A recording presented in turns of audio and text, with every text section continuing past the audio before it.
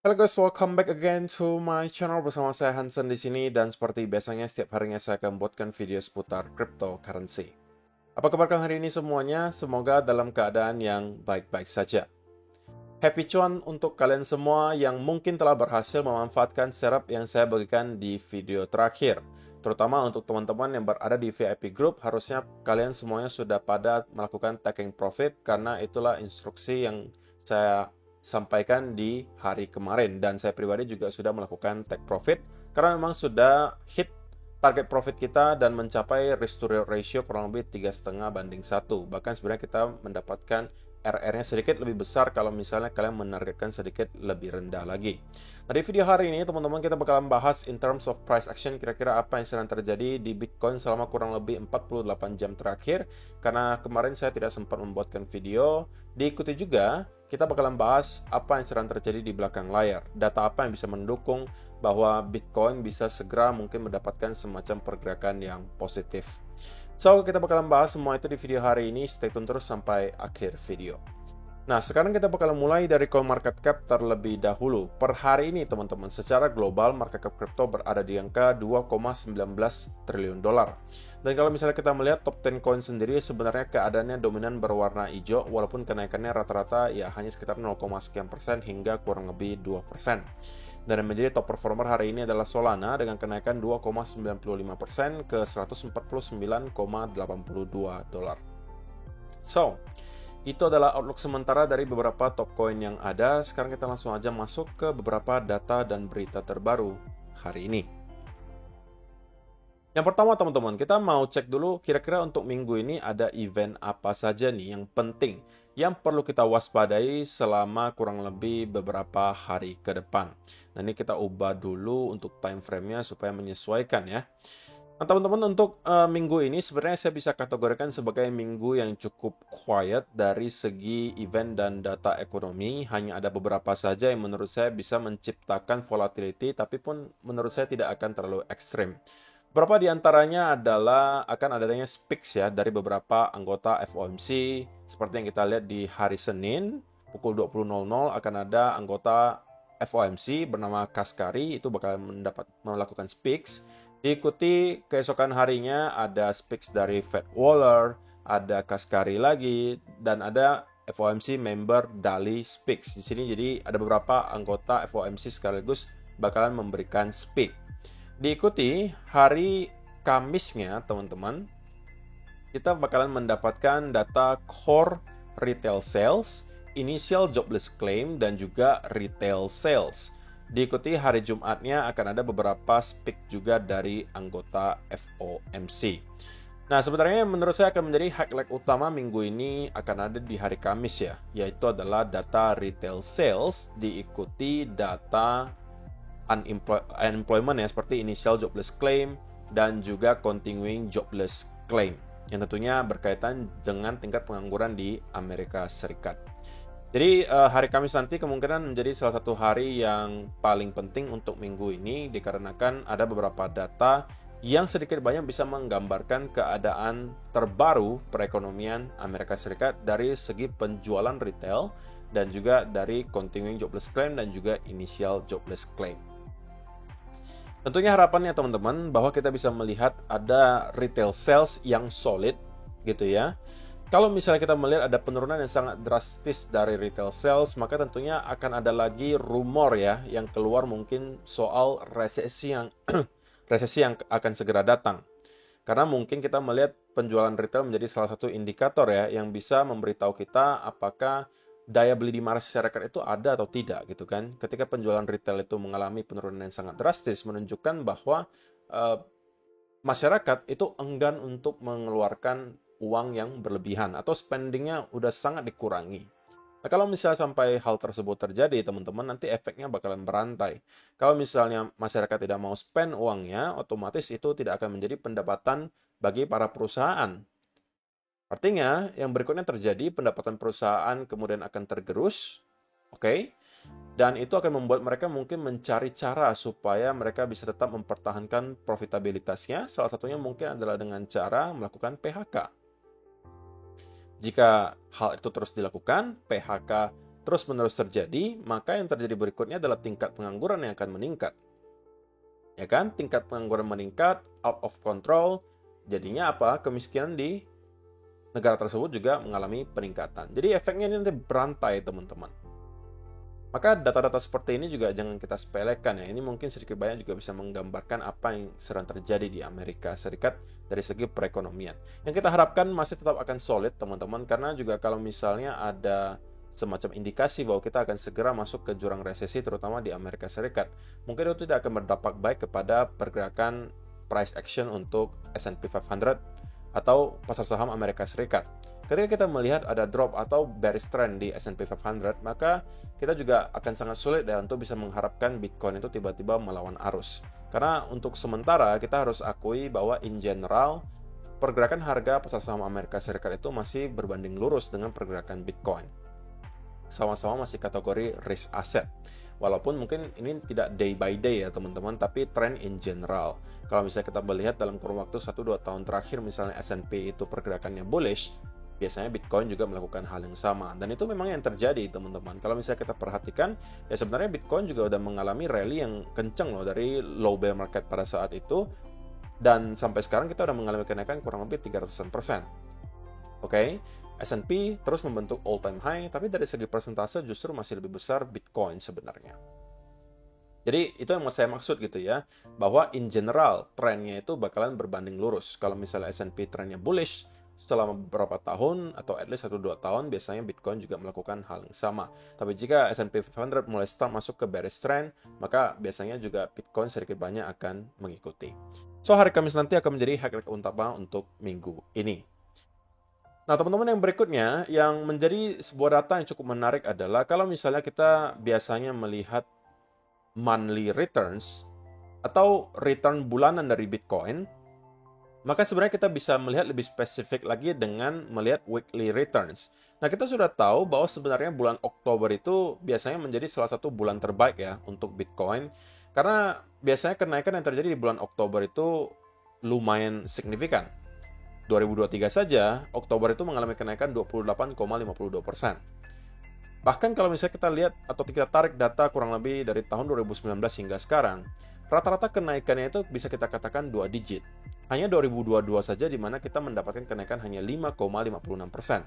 Tetapi sisanya mengalami kenaikan 39%, 27%, kemudian 10%. Jadi kalau kita rata-ratakan di sini, itu mungkin hampir 20% kenaikannya dalam kurun waktu 5-6 tahun terakhir. So, itu kenapa Oktober menjadi salah satu bulan terbaik untuk Bitcoin. Tapi kalau kita telah lebih lanjut gitu ya, apa yang terjadi in the weekly basis gitu kan, maka ini yang bisa kita lihat gitu, bahwa memang minggu ke-42, 43, dan juga 44 biasanya adalah minggu-minggu terbaik ya untuk Bitcoin juga. Terutama kalau kita misalnya lihat dalam kurun waktu 3-4 tahun terakhir. Kenapa bisa saya sampaikan seperti itu? Karena kalau kalian perhatikan teman-teman, 2023, 2022, sampai 2020 lah intinya, biasanya minggu ke-42, 43, dan juga 44 itu warnanya hijau. Cuma ada satu aja yang merah, itu pun minusnya cuma 1%. So, apakah kita akan mengulangi hal yang sama dengan yang kita lihat beberapa tahun sebelumnya? Ya, maybe gitu ya teman-teman. Kalau misalnya kita mau melihat ada sentimen positif untuk Bitcoin dan pergerakan harga yang positif di bulan Oktober, ya mungkin ekspektasi kita akan ada terjadi di week ke-42, 43, atau 44. Yang sedang hadapi sekarang itu mungkin adalah week ke-42. So, minggu ini, minggu depan, dan 2 minggu ke depan bisa menjadi saat-saat yang cukup baik harusnya untuk Bitcoin. Tapi ini dari segi data historis ya teman-teman. Kita melihat fakta historisnya seperti itu. Tapi saya memang melihat dari segi price action juga sebenarnya mendukung ya akan adanya pergerakan yang cukup positif untuk Bitcoin. Saya akan jelaskan kenapa. Tapi intinya teman-teman, kita berpotensi kok mendapatkan minggu-minggu yang cukup baik dalam kurun waktu 1, 2, atau bahkan 3 minggu ke depan. Karena secara fakta historis menunjukkan bahwa secara statistik kita melihat persentasenya cukup besar bahwa minggu ke-42, 43, dan 44 itu banyakannya hijau daripada merah. Sekalipun merah itu biasanya angkanya nggak besar. Cuma 3%, 1%, 1%. Dan Itu sesuatu yang mungkin dengan gampang bisa kita cerna gitu ya. Kalau cuma pergerakan sekitaran, anggap saja 2% kita rata-ratakan gitu ya. Dari harga mungkin 62.000, penurunan 2% ya cuman seberapa teman-teman. Paling ya cuman nyampe lagi ke area 60.000, itu nggak masif gitu.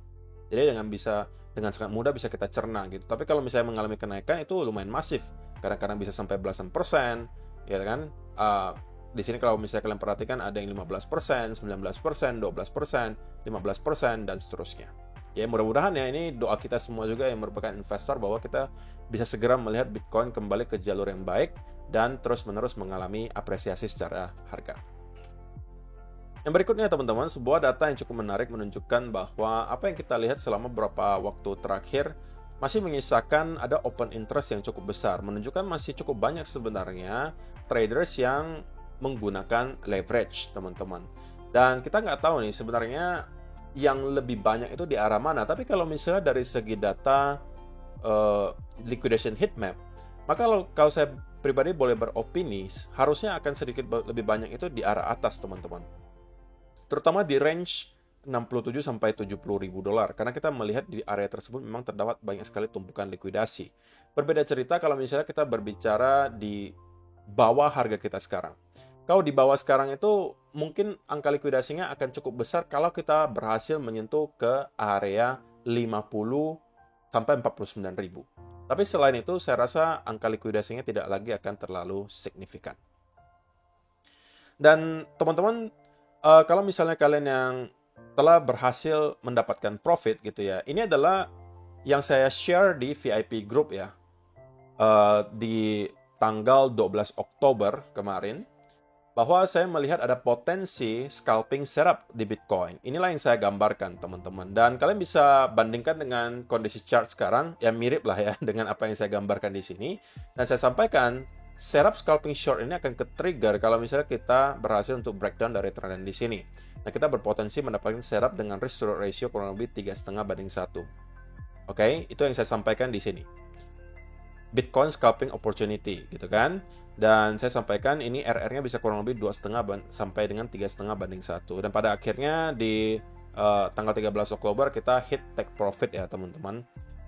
Jadi di sini juga saya udah instruksikan untuk teman-teman melakukan take profit, happy cuan untuk teman-teman yang telah berhasil untuk mengikuti setup tersebut. Dan saya rasa kalau misalnya teman-teman yang menonton juga video saya di video terakhir harusnya mengetahui juga memang saya mencari peluang untuk scalping short. Dan memang ke-trigger scalping shortnya dan kita kemudian hit ke sekitar kurang lebih area 62.000 dan saya sudah berhasil take profit kurang lebih persis di area itu. Persis sebelum kita reverse teman-teman. Jadi ya sedikit banyak juga kita hoki ya bahwa kita melakukan take profit di area tersebut sebelum pada akhirnya apa yang kita lihat terjadi sekarang adalah breakout teman-teman. Wow, ini saya juga baru ngelihat ya breakoutnya terjadi karena ini barusan terjadi teman-teman, pas banget. Ini kita melakukan breakout dan sepertinya terlihat cukup impulsif. So kita bisa expect bahwa Bitcoin kemungkinan akan mendapatkan momentum bullish dalam beberapa hari ke depan dikarenakan adanya breakout dari trendline di sini, teman-teman. Oke. Dan ekspektasi saya kalau misalnya kita bisa bertahan di atas area trendline di sini, maka kita bisa expect Bitcoin untuk setidaknya kembali, teman-teman, nge-retest ke area high-nya di 66 ribuan dolar. Oke, tetapi ini kita masih cukup prematur, teman-teman. Kenapa? Saya sebut sebagai prematur karena breakout-nya ini baru satu candle 1 hour ya. Oke, ini pun belum close.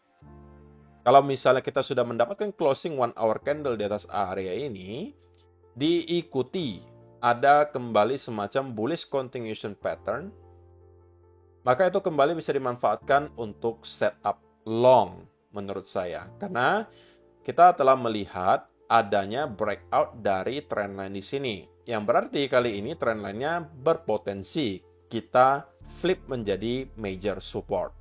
Nah, kalau misalnya kita telah mengetahui hal tersebut, ya kan, kita telah breakout dari trendline ini yang harusnya sudah merupakan alasan untuk bullish, diikuti ada continuation pattern, maka berarti ada dua alasan yang bisa teman-teman jadikan sebagai dasar untuk mencari setup long. Dan saya rasa targetnya akan bisa sampai ke sekitaran area $66.000. Tetapi please teman-teman, please jangan buru-buru untuk masuk tanpa ada setup. Yang saya temukan banyak sekali teman-teman lakukan adalah kalian masuk pada saat market lagi ngeroket. Dan kalian kemudian merasa FOMO dan kalian buru-buru masuk. Saya akan contohkan kenapa hal tersebut bisa berbuah petaka untuk kalian. Nah, kalau misalnya teman-teman lihat di sini, kita mengalami rally yang juga sangat kencang. Ya kan? Kalau teman-teman buru-buru masuk, terutama kalau misalnya melihat market meroket seperti ini, kalian masuk di pucuk, ya kan? Karena mungkin kalian merasa FOMO, apa yang bisa terjadi ke kalian? Kalian bisa membeli di pucuk, kalian nggak bakalan tahu mau keluarnya di mana. Yang bisa kalian lakukan hanya berpasrah. Antara kalian berpasrah menunggu harga kembali naik, atau kalian melakukan yang lebih parah lagi, averaging down. Kalau itu yang kalian lakukan, kalian berpotensi mendapatkan margin call. Jadi please teman-teman, sekalipun kita sedang meroket, pastikan ada serapnya dulu, baru kalian ambil. Contohnya gimana? Ya, contohnya nih teman-teman. Kalian bisa lihat ini adalah rally yang juga sangat kencang. Ya kan? Tapi kalian jangan masuk di pucuk. Ya kan? Masuknya ketika sudah ada konsolidasi, breakout dari konsolidasinya, ini adalah setup bagi kalian untuk masuk. Nah, kalau kalian masuk di sini, maka sangat jelas kalian tinggal protect diri kalian di bawah area patternnya, dan kalian bisa menargetkan sampai ke 2 atau 3:1. Sama juga di sini, teman-teman. Kalian lihat ini adalah rally yang sangat kencang, ya kan? Dan kemudian ada konsolidasi. Nah, konsolidasi ini adalah peluang bagi kalian. Tapi kemudian peluang ini tidak tervalidasi. Jadi ini menyelamatkan kalian nih, teman-teman, dari sell off di sini. Ini juga sama. Kalau kalian perhatikan di sini, kita mendapatkan rally yang sangat kencang. Diikuti ada konsolidasi. Nah, konsolidasi inilah yang baru kalian manfaatkan. Sama juga teman-teman dengan apa yang kita lihat sekarang. Kita sedang mengalami rally, saya paham gitu ya. Kalian mungkin takut ketinggalan kereta, saya paham juga. Tapi teman-teman, harusnya kalau kalian sebagai seorang traders, kalian tidak perlu takut Bitcoin harganya naik setinggi apapun. Karena akan ada masanya setup itu kembali datang. Kecuali kalian investor dan kalian takut ketinggalan kereta, ya itu mungkin lebih make sense ya. Karena mungkin kalian masih berada di sideline sampai sekarang, kalian belum melakukan akumulasi sama sekali. Nah, itu mungkin beda cerita. Tapi kalau kalian mengatakan kalian merupakan seorang traders, harusnya kalian tidak akan terpanggil sama sekali untuk langsung masuk ke Bitcoin sekarang untuk menekan tombol buy hanya karena kita baru melakukan breakout. Please tunggulah konsolidasinya. Itu akan bisa menyelamatkan kalian dari yang namanya fake out, atau justru kita mendapatkan slow bleeding out. Itu bisa menyelamatkan kalian dari itu. Nah, saya tidak mengatakan itu akan terjadi. Saya cuma mengatakan kalau kalian trading tanpa dasar, sampai kapanpun kalian tidak akan successful. Sampai kapanpun kalian tidak akan consistent profit. Tapi intinya teman-teman, yang kita lihat terjadi sekarang di price action-nya Bitcoin, setelah kemarin kita berhasil profit di sini, please jangan buru-buru untuk kembali masuk ke market tanpa ada setup. Saya mau ingatkan ini berkali-kali. Karena kalian bisa dalam sekejap wipe out profit yang telah kita hasilkan di sini dan juga di sini. Dalam sekejap bisa kalian hilangkan, dari sini juga sama. Bisa kalian hilangkan dalam sekejap hanya karena kalian tidak mau bersabar. Jadi please, kita sudah mendapatkan profit dari beberapa setup kita yang terakhir. Tidak ada keperluan bagi kita untuk setiap hari berada di market. Sekalipun market sedang bergerak liar dan meroket ke atas, ya kita tunggu saja dulu setup berikutnya datang, setup yang rapi, yang bisa menghasilkan risk to ratio yang baik, baru kita kembali masuk. Salah satunya, sekali lagi teman-teman, kalau kita sudah breakout seperti ini dan kemudian ada konsolidasi berupa bullish continuation pattern, nah ini mungkin baru bisa teman-teman manfaatkan sebagai long setup. Tapi ini pun kalian harus berhati-hati dan harus mengetahui stop loss di sebelah mana. Kalau misalnya bentukannya bull flag seperti ini, mungkin kalian bisa protect antara di area support terakhir di time frame kecil, atau di bawah bull flag-nya. Itu akan bergantung scenario-nya. Tapi kalau misalnya teman-teman yang berada di VIP group, sekiranya nanti ada setup, mungkin akan saya bagikan lagi dan saya akan jelaskan di mana saja kira-kira kita bisa taruh stop loss-nya. Oke, untuk teman-teman yang bertanya, karena dari kemarin banyak sekali nanya, kok mau masuk ke VIP group itu gimana caranya? Sudah ada penjelasannya di grup Telegram, teman-teman. Kalian grup Telegramnya itu ada di linknya ada di kolom description box di bawah. Kalian lihat post yang sudah saya pin, itu ada penjelasannya di sana. Oke, tapi tidak ada keharusan kalian untuk masuk ke VIP, teman-teman. Karena toh saya juga bagikan ini secara gratis. Cuma mungkin kalau di VIP group kalian akan bisa dapatkan update-nya real time gitu. Kalau misalnya saya ada setupnya, sekiranya SL-nya sebelah mana, TP-nya sebelah mana, karena ini kan dinamis pergerakannya teman-teman. Bisa jadi berubah kan, apa yang saya sampaikan sekarang dengan apa yang saya lihat dalam kurun waktu 6 jam dari sekarang. Ya kan? Take profit-nya kapan, itu semuanya saya sampaikan di sana. Sebisa saya, teman-teman. Karena saya juga punya kerjaan lain, so saya tidak bisa setiap saat gitu, setiap jam, dan setiap menit mantauin chart. Tetapi saya berusaha semaksimal saya, kalau misalnya teman-teman yang membutuhkan apa yang perlu kita lakukan berikutnya, saya akan share di sana. Terus saya rasa itu aja sih teman-teman yang perlu saya sampaikan di video hari ini. Pada intinya apa yang kita lihat sekarang tentunya merupakan indikasi yang cukup positif bahwa kita telah berhasil breakout dari trend di sini. Selama kita mampu maintain di atas trend tersebut, maka saya melihat ada potensi yang cukup besar bahwa Bitcoin bisa kembali nge-retest setidak-tidaknya ke sekitaran area $66.000. Tentunya hadangan pertama akan datang ketika kita nyampe ke sekitaran area roughly 64.600 ya teman-teman. Ini mungkin bisa menjadi area pertama di mana kita akan mendapatkan rejection di sini. Sorry, bukan di sini, tapi di sini. Ya, ini akan menjadi area pertama yang kemungkinan akan menghasilkan semacam rejection. Dan barulah kita akan start untuk kembali mengalami rally, gitu ya. Jadi terima kasih untuk teman-teman yang telah menonton sampai selesai video hari ini. Semoga bisa bermanfaat untuk kalian semua. See you in the next video guys. Bye bye.